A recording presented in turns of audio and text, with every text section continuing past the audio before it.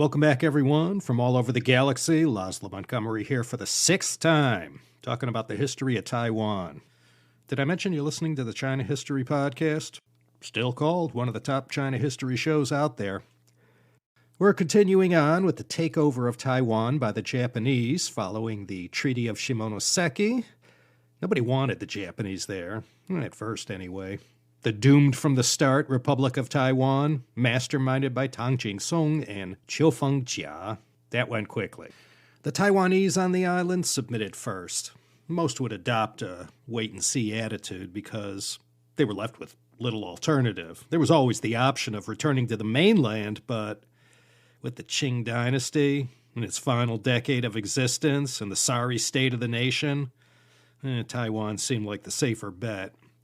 This initial period, lasting from 1895 to 1915, saw the Japanese military and police force browbeat all resistors into submission. There was the government of Kodama Gintaro and Goto Shinpei. They whipped the place into shape and firmly established Japanese control down to the individual households. After 10 years and all the noticeable improvements in civil service, education, infrastructure, and financial reforms, no one could deny Japan had accomplished some very nice things during their time in charge. The Japanese wasted no time carrying out all their grand plans of natural resource extraction. They fought the Camphor Wars for 20 years and battled every native tribe that confronted them. They suffered some substantial losses at the hands of the Aboriginal people when they got too close to them, and they weren't the first invaders to meet that fate. So we're still early in the Japanese colonial period on Taiwan, 1895 to 1945. Let's take a look at the Beipu Uprising of November 1907. I forgot to mention this one last time. This particular event was led by the Hakkas and Saisiat or Saixia native people. Their tribal lands were in and around the border areas of Hsinchu and Miaoli counties. Today, as far as numbers go, the Saixia are one of the smallest groups of Taiwan indigenous people. They number only around 5,500 people. There was a recent Formosa Files podcast episode featuring longtime Taiwan resident Toby Openshaw, who discussed these Saixia people. And I'll put a link to that in the show notes. If you're interested in Taiwan, this is a very good podcast show, Formosa Files. This part of Taiwan was also very heavily Hakka in its makeup. Beipu was in the mountainous part of Hsinchu County. In November 1907, one of the local Hakka villagers named Tsai Ching-lin organized a small militia of fellow Hakkas and local Saixia tribesmen. They raided a Japanese weapons depot and got their hands on a cache of arms and ammo. With that done, they went on to hunt down Japanese officers and their families, murdering a total of 57 of them. The retribution meted out was brutal and swift. They gathered about 100 Hakkas, mostly from a single village, and executed them, all the males. This is how it often ended. More of these kinds of incidents of armed local resistance will follow in 1915 and again in 1930. A new governor-general arrived on the scene in 1906, surely pleased with the fine condition Kodama Gintaro and Goto Shinpei left the colony. This new governor was Count Sakuma Samata. By that fancy title, you no doubt guessed he was somebody important.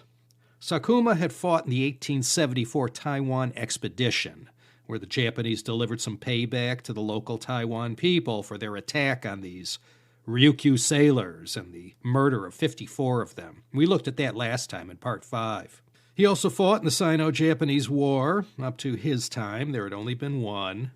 And he served as Taiwan governor till 1915, which is considered the end of the first phase of Japanese control over Taiwan. I think I mentioned that the Japanese were one day going to go climb those mountains and go after these Gaoshan people who had managed to outlast all their antagonizers up till now. One of the upshots of the Beipu Rebellion was that Sakuma Samata, he front-burnered an organized pacification campaign to defang this implacable foe. The precious natural resources were mostly in the mountains, And where the Truku people resided, there were camphor trees as far as the eye could see, and they were making it challenging for anyone with a saw to come in and cut them down. Count Sakuma had fought in battles against the Atayal, Truku, and one other tribe, the Bunun. The Bunun, or Bunong in Mandarin, they were another indigenous tribe that inhabited the central part of Taiwan. Today, all the Bunong communities combined make them the fourth largest indigenous group in Taiwan. Because of their remoteness and resiliency, they will end up being the last ones the Japanese were able to subdue. Goto Shinpei gets most of the credit for implementing so many of the early reforms up to the time he left office in 1906. Sakuma inherited an administration that worked. He was chosen for this job because of his military experience in general and his past participation in fighting against the Taiwan Aboriginals. In 1913, Sakuma brought the fight to the mountainous East Coast. And here, the Japanese faced off for a second time with the Truku people. This very bloody struggle, called the Second Truku War between May and August 1914, was mainly fought in Hualien County. This operation against the Truku was going to be payback for the Japanese lives lost during the Xiantang Incident in November 1896. I mentioned this last time in Part 5. And this all came about as a result of, what else? Camphor, of course. Thanks in part to an exhaustive intelligence operation to gather as much information about what he was up against, this time in 1914, Sakuma Samata led his forces to a resounding victory over the Truku. The Japanese forces went in with as much as 10 times the troop strength of the Truku warriors, plus all that Japanese firepower. The Truku themselves were also armed to the teeth, but sometimes overwhelming superiority in numbers is tough to beat. Incidentally, Sakuma, 69 years old at the time, was himself injured in this battle, and the wounds he suffered would later lead to his death in the following year of 1915. Japanese losses numbered in the hundreds. As for the Truku people, there's no record of how many fell to the Japanese. In an all-too-familiar scene that's old hat to Aboriginal peoples the world over, the Truku were removed from their lands and dispersed throughout Taiwan. All their weapons were confiscated, their children went straight into a life of assimilation, and one day Japanization and Truku culture, language, and all evidence of the life they once lived since time immemorial was strongly discouraged from being practiced. By August 1914, Sakuma declared this special military operation completed. Now at last, workers could be brought into the mountains to cut down the trees, mine the minerals, and not have to worry about being shot at. Also, let me add, during this moment in history, when the Japanese and Truku fighters were going at each other in the mountains of Hualien, over in Sarajevo, Franz Ferdinand and his wife Sophie were shot and killed, sparking World War I. To offer you a little timestamp here, the following year, in 1915, Sakuma Samata stepped down. In addition to furthering Taiwan's modernization efforts and pacifying the native people, with a heavy hand, as we saw, we also remember Count Sakuma Samata as the one who, in 1910, introduced the great American pastime of baseball to Taiwan. When it was first played in Taiwan, the teams were all made up of Japanese officials, policemen, and soldiers. But not long after, in the 1920s, the Taiwanese, too, were also attracted to this game. Popularity took a bit of a dive following World War II, but baseball on Taiwan made a huge comeback in the 1950s and 60s. Today, the Taiwanese Little League teams are legendary, winning the Little League Baseball World Series 17 times in 30 appearances going back half a century. If you look on a 500 new Taiwan dollar note, you'll see the team celebrating a World Series victory, throwing their hats up in the air. In addition to introducing baseball to Taiwan, Count Sakuma also carried out major construction projects along the east coast of Taiwan, particularly in Hualien and Taroko Gorge. And during Count Sakuma's time as Governor General, there was a Japan-British exhibition held in 1910 in London. This was on the heels of the renewal of the Anglo-Japanese alliance first signed in January 1902. it was a big PR event. Japan was, still trying to get in good with the Brits.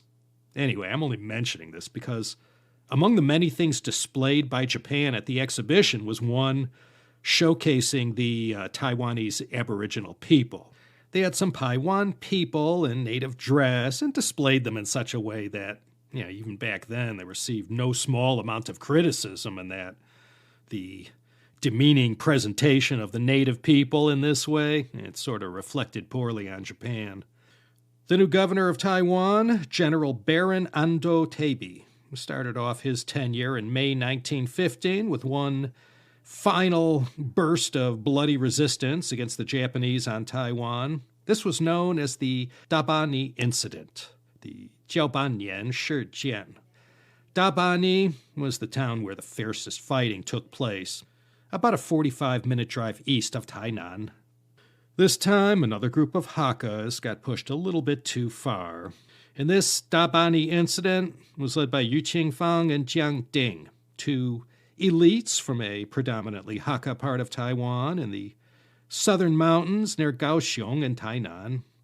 Although many Taiwanese were signing up in droves as far as their acceptance of the new realities, some weren't going quietly in the night. Yu Qingfang and Jiang Ding had been planning an uprising against the Japanese for many months, and they had gone to nearby Aboriginal tribes and enlisted their support as well. So this was mostly a Hakka, indigenous people-led uprising, although it did attract many resistors from the Central Plains and the North who joined in the affray. Most of the rank-and-file rebels were from the mountains. These people were disaffected, uneducated, superstitious, and all that entailed. And most also had this predisposition to embrace folk religions that contained elements of superpowers that could be attained, and they were just spoiling for a fight.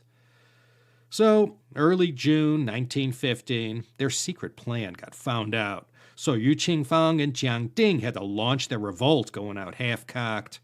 It all started at the Xilai Temple in Tainan, and for this reason, this uprising was also called the Xilai Temple Incident. They raided many police stations around the mountains of Kaohsiung and Tainan counties. Despite the futility of going up against such a powerful, trained military force, the Taiwanese resistors put up quite a fight. This whole uprising didn't last long, but it ended up being perhaps the most brutal and destructive in the 20 years of resistance against Japan. Each side went to great lengths to outdo the other in the despicableness of the atrocities committed on each other. The rebels were defeated, of course. Hundreds were killed on both sides. In the end, following the end of hostilities, 1,957 suspected rebels were rounded up. Most of them were put on trial, and about half of them, 915 in total, were executed by the Japanese. To the rebel leadership of Yu Qingfang and Jiang Ding, this Dabani incident of June 15th was more about Taiwan nationalism and independence than anything else. And all the other fighters who lived and died as a result of this conflict, they all had their own reasons. The Japanese learned a lesson or two from this experience. In response to this incident, they beefed up their security presence by having more police outposts built in the mountainous and rural areas. And believe it or not, after the dust settled following the Dabani incident, the Han Chinese on the island, they threw in the towel as far as fighting back against the Japanese. And because of this willingness to be resigned to their fate, this spelled the end of this 20-year period of non-stop uprisings and acts of defiance. The people of Taiwan adapted to having these new colonialists around and following all their myriad of rules and regulations. In their heart of hearts, the Taiwanese may have harbored secret thoughts regarding how they felt about the Japanese, but for anyone living there, they had to admit never had the island looked this good. And living la vida japonesa, wasn't all bad. Power projects, railroads, irrigation, and the Japanese were transforming Taiwan into a thoroughly modern place. And then in October 1919, a pretty transformative year over on the mainland, Taiwan got its first civilian governor. Up till then, the one in charge had always been someone from the Japanese military. Now with the 8th governor, Baron Den Kenjiro, they had a politician and cabinet minister running the place rather than some general. Just a quick note about Den Kenjiro. He was an industrialist as well and went on to co-found a motorworks company that later became Datsun and then, after 1986, Nissan Motors. Anyway, this second phase of Japanese control of Taiwan lasted from Den Kenjiro's time until 1937. With the first phase of pacification complete, this new period focused its efforts on aggressively implementing social and educational programs throughout the island that encouraged assimilation. This early, no one in Japan had an inkling that all of this nation building on Taiwan would be inherited by Chiang Kai-shek's nationalist regime. So the social and political changes and the continued investment in building the economy, for the sole benefit of Japan, of course, continued on unabated. I want to say this again because so many people familiar with Taiwan have heard it time and again. Their parents and grandparents who went through this pre-World War II period on Taiwan shared so many nostalgic emotions for those good old days, despite the mixed emotions there were about their colonial masters and the bad blood that existed since 1895. In the quarter century that Japan had been in control, no one could argue that the place wasn't a model of modernity and efficiency. Count Den, among other things, was also an amateur sinologist. Besides serving as the first civilian governor-general, Den Kenjiro is also remembered for a few other things. Marriage between Japanese and Taiwanese, previously forbidden, was made legal. Positions within the Taiwan government started to be filled by local Taiwanese. The harshness of the criminal punishment was eased up. Caning was abolished, for one. And he further built on the achievements of his predecessors in strengthening the educational system. More good faith efforts were made to strive for inclusivity when it came to the Taiwanese. A number of changes occurred that addressed some of the stress points in the relations. For example, Taiwanese business interests were always getting the short end of the stick whenever it came to matters of competition with Japanese interests. Under Den Kenjiro, this changed, and Taiwan companies had one less thing to worry about. Just as pacification was the main mission from 1895 to 1915, for Den Kenjiro, his overriding mission was assimilation of the Taiwan populace. And through his enlightened civilian rule, by the time his term ended in 1923, he had something to show for himself. One big noteworthy event that happened on Taiwan during Den Kenjiro's time as governor was a state visit by Crown Prince Hirohito, who I share a birthday with. This future emperor of Japan visited Taiwan in April 1923, and welcoming the prince and hosting him during his stay was one of the final things Den had to deal with as governor general. Also in 1920, Taihoku Prefecture was established. Taipei-zhou. This consisted of Keelung, New Taipei City, Taipei, and Yilan County. Taipei was called Taihoku City. Den returned to Japan in 1923 following the Great Kanto earthquake of September 1st. 7.9 in magnitude. Den Kenjiro and Goto Shimpei were both appointed to deal with the aftermath of this most devastating of natural disasters. And they were tasked with overseeing the reconstruction of Tokyo, Yokohama, Chiba, Kanagawa, and Shizuoka. Let me quickly mention something. I haven't said much about this, but Taiwan also had as much of an opium problem as they did on the other side of the strait. It all started to ramp up following the Opium Wars. Addiction soared, which in turn led to a sharp escalation in trade to supply the increased demand. And this turned opium into a huge revenue source for the Taiwan colonial government. On the eve of the Japanese takeover of Taiwan, about half of all government revenues were derived from opium. The reason why you never hear much about an opium problem in Japan is because it never reached that kind of popularity. The government frowned on it, and by this time in the 1890s, early 1900s, everyone knew it had done so much to energize the Qing dynasty's decline. In Taiwan, they made great strides in decreasing the number of registered addicts, but through their regulation of an opium monopoly that they tightly controlled, opium use continued. And starting with the Taiwan Opium Edict of January 21st, 1897, the revenue spigots got turned on. 200,000 licenses were issued to addicts who were allowed to purchase their drugs from government-controlled places. It's no secret. Drugs, it's a big business. And the Japanese colonial government, especially after 1937 when things got serious, depended on the revenue derived from opium-related sales and taxes to help fund their war effort. So while they made great strides in controlling opium use on Taiwan, they weren't looking to stamp it out. I don't want to mislead you or lead you to believe that once the last of the anti-Japanese violence settled down after the Dabi Incident, that everything was all happy throughout society. It wasn't. Not at all. And just because a lot of elites and landed gentry threw in their lot with the colonialists, well, not everyone felt the way those guys did. And despite all these incredible things the Japanese did to make Taiwan a modern society, the truth was the Taiwanese were treated and lived like second-class citizens in their own homeland. To some, this might not have mattered, but for others, young people, intellectuals, the highly educated, well, they were part of this whole movement in the 1920s that emerged on Taiwan. And this movement was all about home rule and self-determination through the establishment of a Taiwan parliament.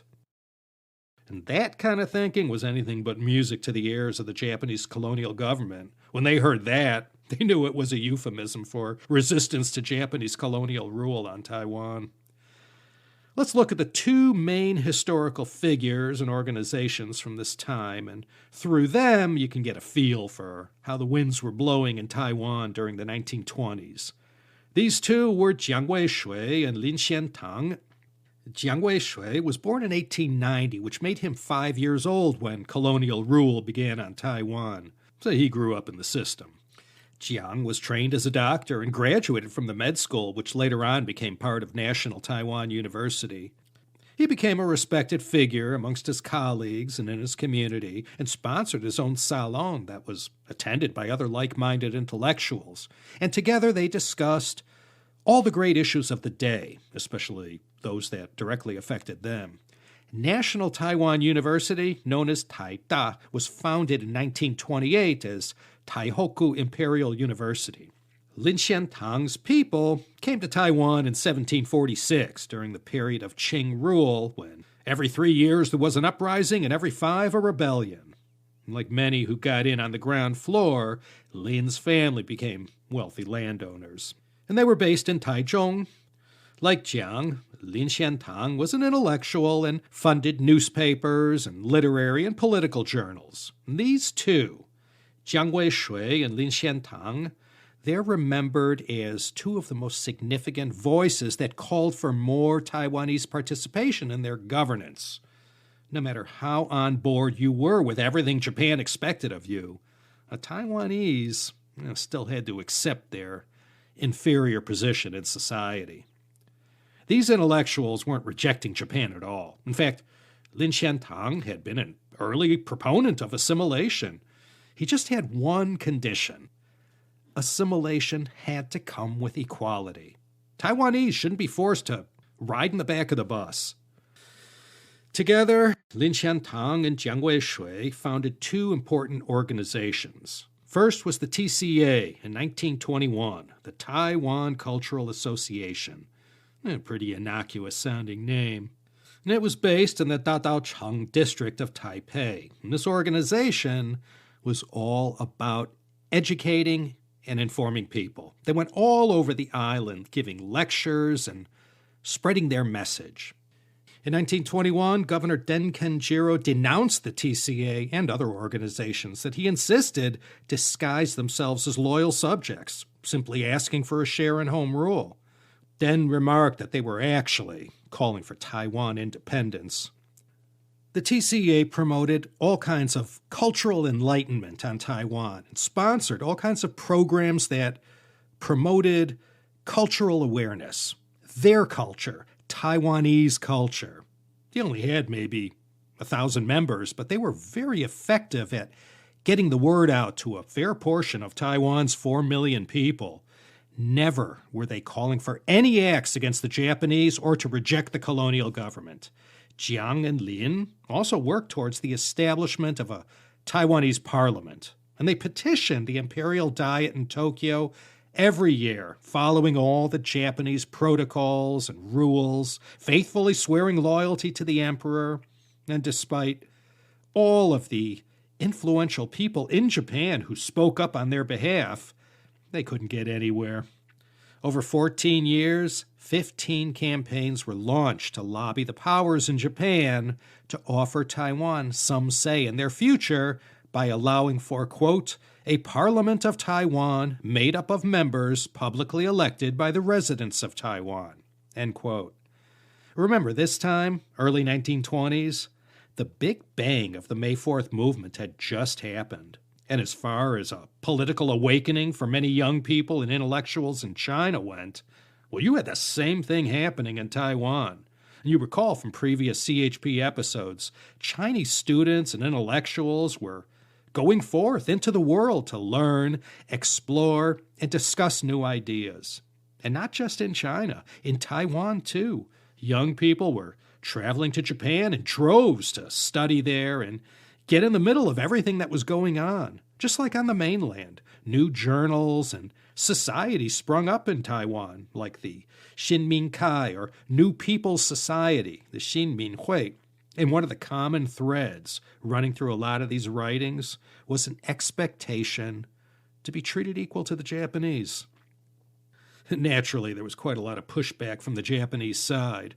I'm happy to say these calls by the Taiwanese for their own parliament, home rule, and self-determination, it wasn't met with violence by the Japanese side.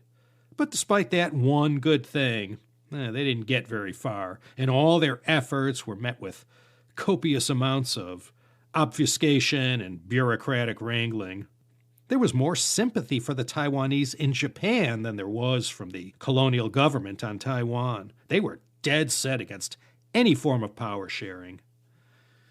In the 1920s, the Taiwanese Cultural Association started to veer to the left, and more moderate elements, Jiang Weishui included, split away and formed the Taiwanese People's Party, the Taiwan Minzhongdang, Taiwan's first political party.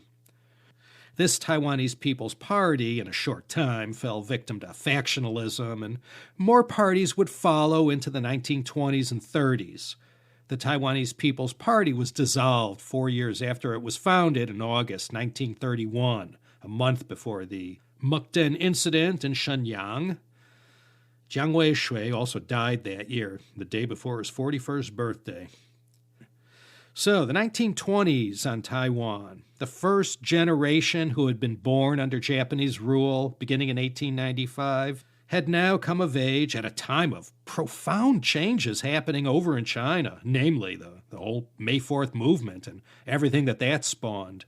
And on Taiwan, people were starting to ask for some of these same rights being openly discussed in all the intellectual centers of East Asia.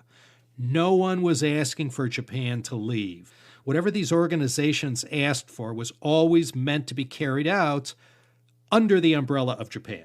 They were just asking for the colonial authorities to lay off the suppression of their Hokkien language, the teaching of Chinese in elementary schools, and other unfair or unreasonable treatment. The Hoko system, implemented by Goto Shinpei, had become too invasive and oppressive to everyone's daily life and well-being. There were other aspects of life under Japanese rule that people had just learned to put up with. The corvée, for example, but that's nothing new, and people have been facing that since before Qin Shi Huang's time. All these requests for a Taiwanese parliament and easing up on some rules, they insisted did nothing to diminish the respect and loyalty the people had for the emperor. As the 1930s dawned, Taiwan, politically, was becoming more and more turbulent. Radical elements, tired of all the stonewalling, would be hounded by the police. The more mainstream elements, led by the landed gentry and the more respectable members of society, well, they were mostly spared. Well, Jiang Weishui, he wasn't spared for some of the bolder things he was asking for. He found himself behind bars 14 times for crossing lines that the colonial government had drawn in the sand. One Taiwanese politician from the 1980s and 90s called Jiang Weishui Taiwan's Sun Yat-sen. There's a memorial park named after him in Taipei and a Jiang Weishui Memorial Freeway. That's National Freeway 5. There was also one other colorful and memorable person from this time, and this was Xie Wenda. He's remembered as Taiwan's first aviator. Well, in early 1923, while Jiang Weishui and Lin Xiantang were busy petitioning the Japanese imperial diet, he had a more creative and proactive approach. He flew his plane all the way to Tokyo, and on board he had 20,000 leaflets that enumerated all the abuses and outrages the Japanese colonial government had heaped on the good people of Taiwan, who were all loyal Japanese subjects to the last man and woman.